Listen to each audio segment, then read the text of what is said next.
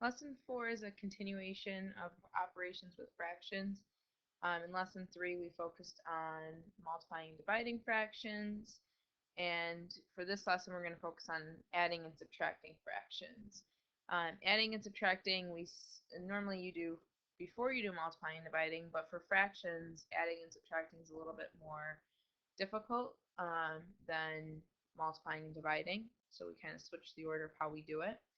The first thing when you add or subtract fractions is you always need to get a common denominator. It's helpful to find the least common denominator because it'll help in the end when you want to get your final answer in lowest terms. But you really just need a common denominator is the key here when you're adding or subtracting fractions. And I'll show you how to do that in a minute. Once you get that common denominator, you only are ever going to add or subtract the numerators, so the numbers on top of the fractions, and then the denominators are always going to stay the same.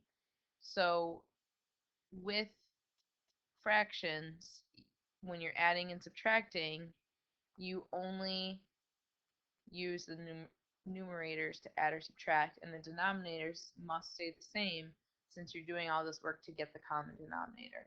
So let's look at some examples. We'll look at several examples here to show you the process a little bit more in depth. So our first example, let's do an addition problem. So let's look at several examples. First one, we're going to add 5/12 to 7/18.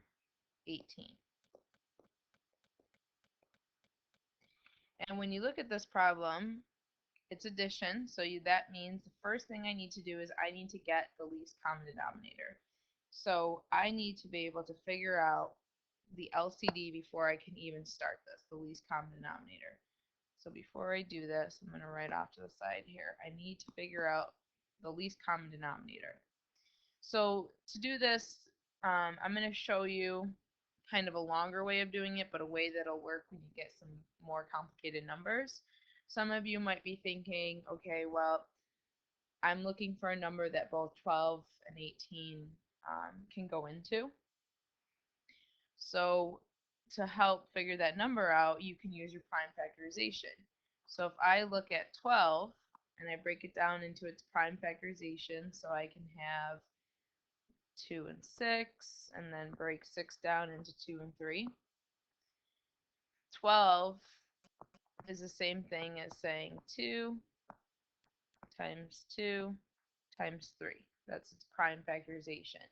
If I do the same thing for 18, well, we can have 3 and 6, and then you can break 6 down into 2 and 3. So 18 is the same thing as saying 3 times 2 times 3. So now when I look at these, the LCD has to basically be the smallest combination between these prime factors. So that means how can I make sure that I get all of the prime factors of 12 and all of the prime factors of 18 into the smallest number possible.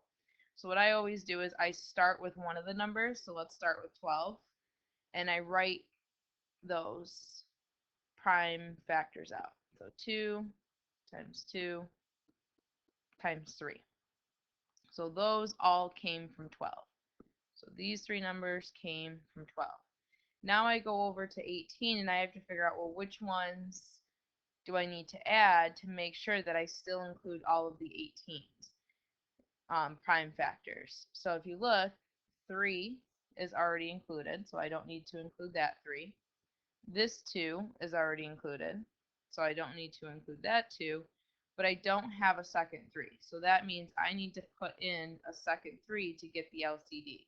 So if you look, my LCD contains all 3 prime factors from 18 and all 3 prime factors from 12.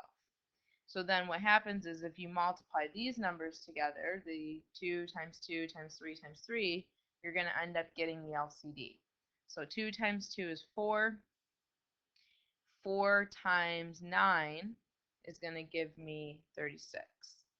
So that means my LCD is 36. So that's kind of the longest version possible of getting the LCD, but it'll always work, especially when you deal with big numbers. So now that I have my LCD, I'm going to go back over to my problem here, and I'm going to put 36 as the denominators for both fractions. And now to get the new numerators, I have to ask myself, well, what did I have to do to this 12 to get to 36? So I had to multiply by 3.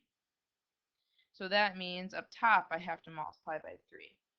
So I have 5 times 3 gives me 15.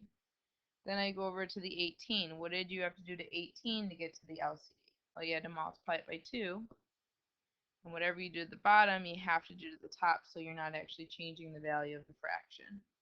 So now 7 times 2 gives me 14. So now I have these two new fractions that are exactly the same as the previous fractions, because if you were to actually reduce 15 over 36, you would get 5 over 12. If you were to reduce 14 over 36, you would get 7 over 18. But now because they have common denominators, I can actually add them. So when I go to add them, I'm going to keep my denominator. It's going to be 36. You do all that work to get the denominator. You don't want to change it. You never add the bottoms. You only add the tops. So you keep the denominator, and now we're going to add across the top. So 15 plus 14 is going to give me 29. So that's what's going to go on top. And then you check, is this in lowest terms? And it already is. There's no more common factors between those. So your final answer is going to be 29 over 36. Okay, so it's definitely a longer process than multiplying, but the main thing is always keep that common denominator. Okay, let's do a couple more examples of this. So for our next one, let's add 3/4 plus 1 over 6. And for this one, I'm assuming you probably can figure out an LCD without having to do the prime factorization. But I do want to show it to you just so that you get used to it in case you do need to do it for bigger problems. So to do the LCD, remember we look at each of the denominators, break them into their prime factorization. So 4 is the same thing as saying 2 times 2. Take 6, break it down into its prime factorization, so 2 and 3. So 6 is the same thing as saying 2 times 3.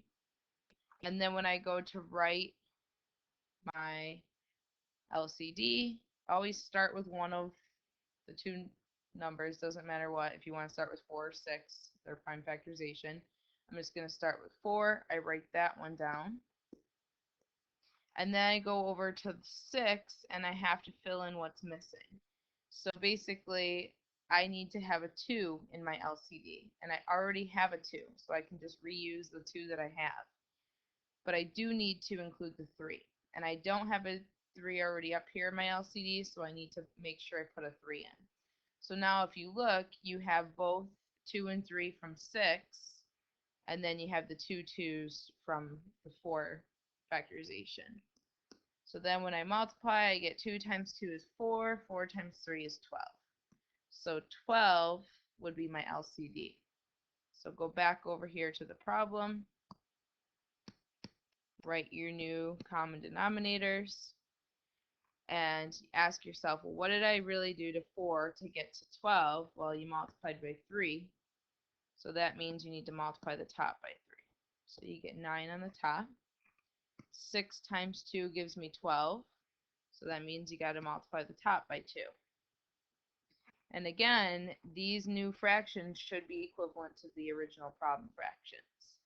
Once you have your new fractions with the common denominator, you're going to keep the denominator, which is 12, and then we add across the top. So 9 plus 2 gives me 11. And then that's my final answer.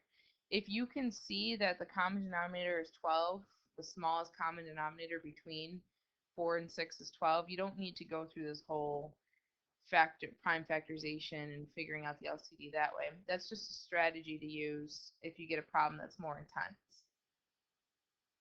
Let's do another one here.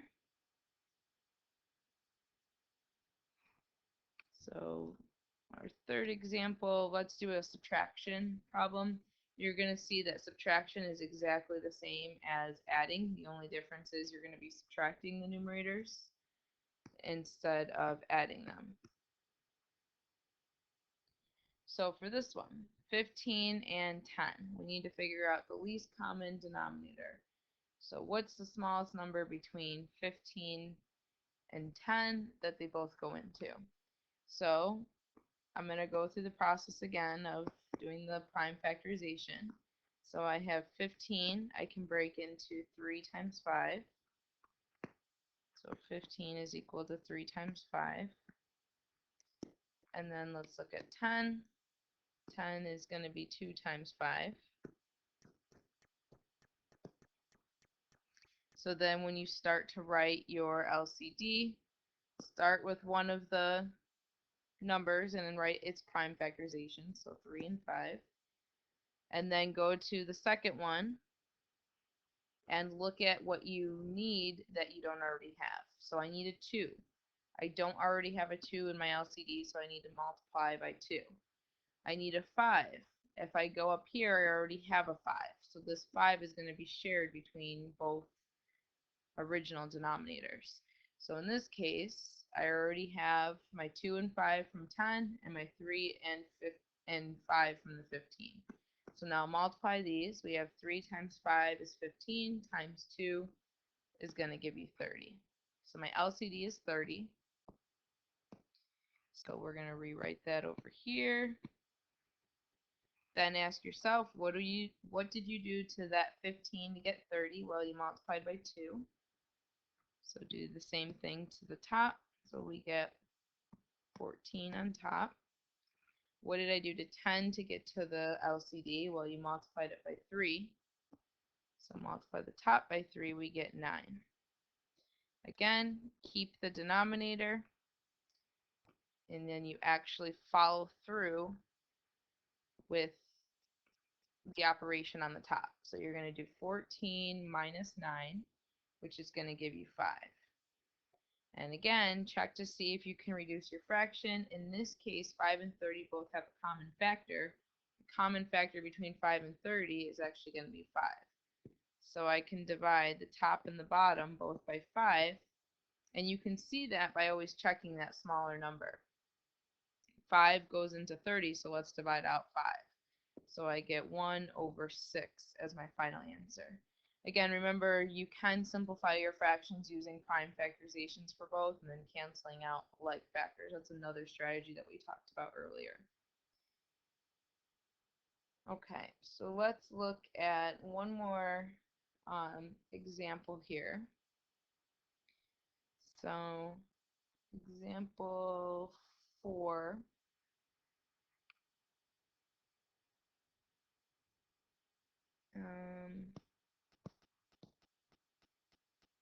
So we have 3 minus 5 over 6.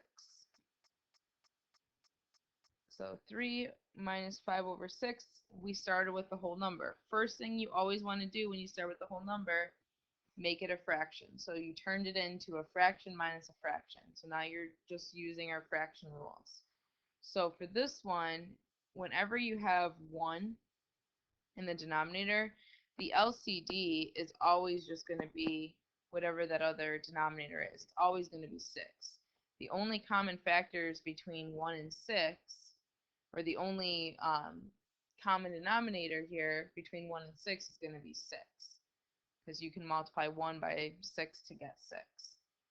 So I'm always just going to use that. That's going to be the only least common denominator whenever you see a problem like this. You can make any kind of denominators, but the least one is going to be 6. So then ask yourself, well, what do I do to get from 1 to 6? You multiplied by 6. So then multiply the top by 6, so we get 18.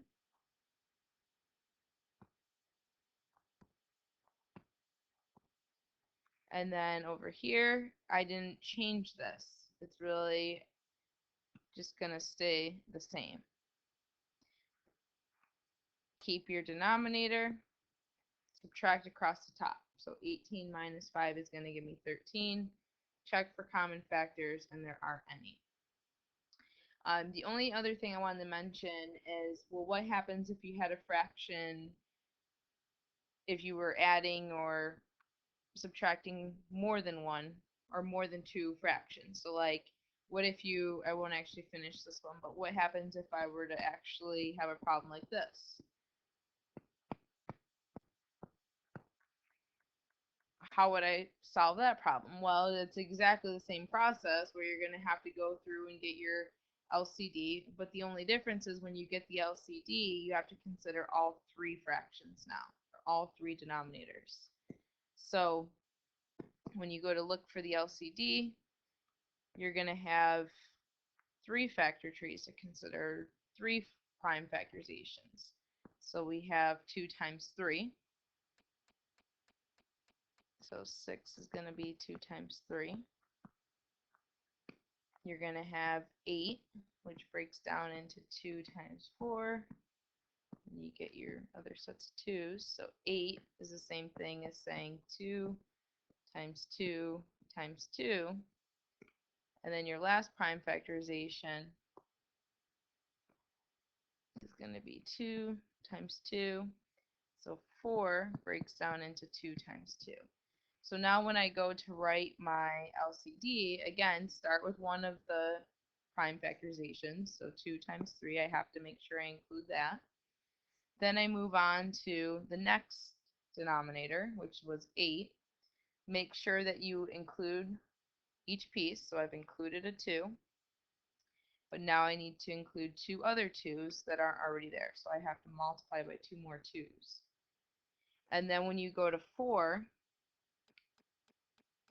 you need to make sure that you have this 2, which I have a 2 there, and I have another 2. So basically I need to make sure that I have 2 times 2, which gave me my 4. I need to make sure that I have my 2's that gave me my 8. And then I have to make sure I have my 2 and my 3 that give me my 6. Then you're going to multiply all these together. So 2 times 3 gives me 6. 2 times 2 gives me 4. So 6 times 4 gives me 24. So the common denominator here is going to be 24. And then from there, you just have to finish it up where you're going to make each of these new fractions. I know I said I wasn't going to finish this, but I just kept going. You're going to take each of these fractions and turn them into a fraction with a denominator of 24. So 1/6, you have to ask yourself, what did I do to 6 to get 24? You multiplied by 4, so multiply the top by 4. 8 times 3 gives me 24, so multiply the top by 3. 4 times 6 gives me 24, multiply the top by 6, and you get 6. Have your 24 on the bottom. Add up the top, so we have 7 plus 6 gives me 13. And then it doesn't reduce any further, so your answer is just 13/24. So that's it for adding and subtracting. Remember, you don't have to go through into that whole LCD prime factorization. It's just a strategy if you can't figure out the common denominators. Okay, so that's it for that.